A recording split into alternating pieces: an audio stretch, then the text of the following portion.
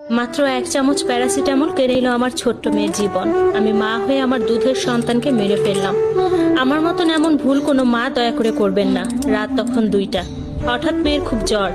আমার মেয়ের বয়স 11 মাস। মেয়ের বাবা চাকরির জন্য শহরে থাকেন, আমি থাকি গ্রামে। শ্বশুর বাড়িতে শ্বশুর শাশুড়ির কথাই শেষ কথা।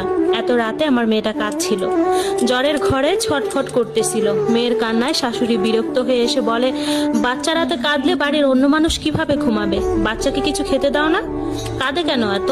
আমি বললাম, মা দেখুন না, মেয়েটা শরীর জ্বরে পুড়ে যাচ্ছে। শাশুড়ি বলে, এমন জ্বর মাঝে মধ্যে আসেই, ওয়েদার বদলাচ্ছে তাই। ঘরে কি জ্বরের ওষুধ নাই নাকি? আমি বললাম, প্যারাসিটামল আছে। শাশুড়ি বলল, ওইটাই 1 চামচ খাওয়াও, সকালেই মেয়ে সুস্থ হয়ে যাবে।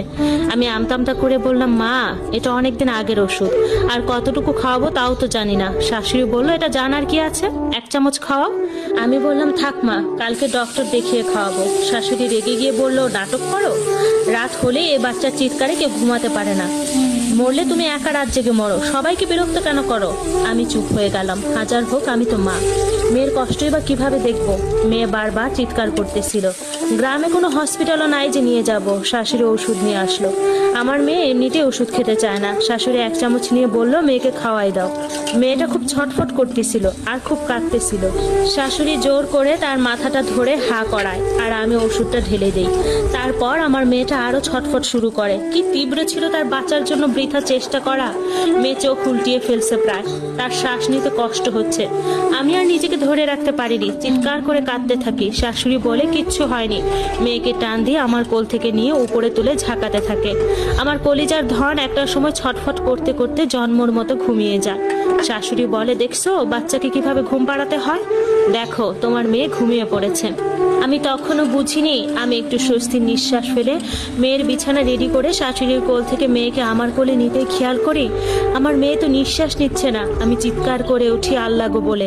সবাই আমার রুমে চলে আসে। আমি বলি, আমার মেয়ে তো আর নিঃশ্বাস নিচ্ছে না, তাড়াতাড়ি গাড়ি আনেন, আমার মেয়েকে হসপিটালে দিতে হবে। শাশুড়ি বলে, তুমি কি পাগল? আমি মাত্র না তাকে ঘুম পাড়ালাম।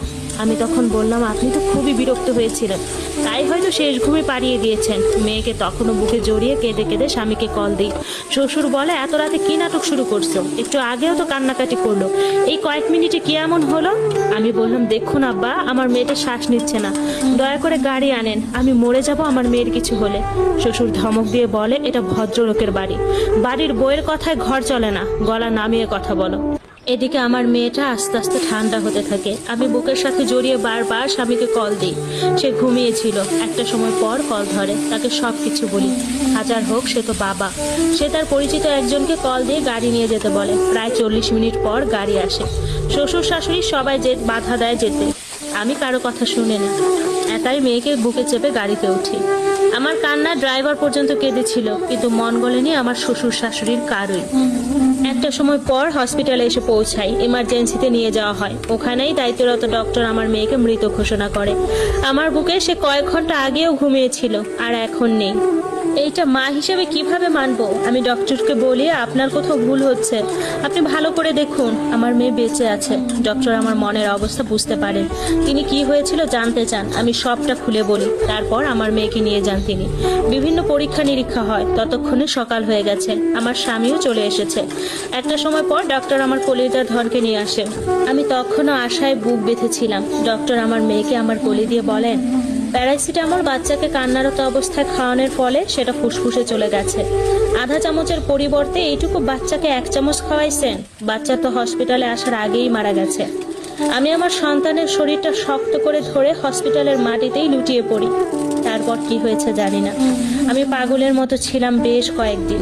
আমার মেয়েকে মাটি দেওয়া হয়। আমি মা হয়ে শেষবারের মতন তার মায়াবী মুখটা দেখতেও পারিনি।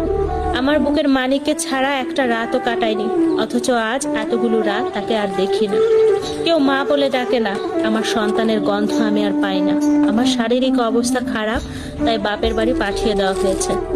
আমার সন্তানের সব কাপড় চোপড়, সব স্মৃতি শ্বশুর বাড়ি পড়ে আছে। আমি সারাটা জীবন কি নিয়ে বাঁচবো?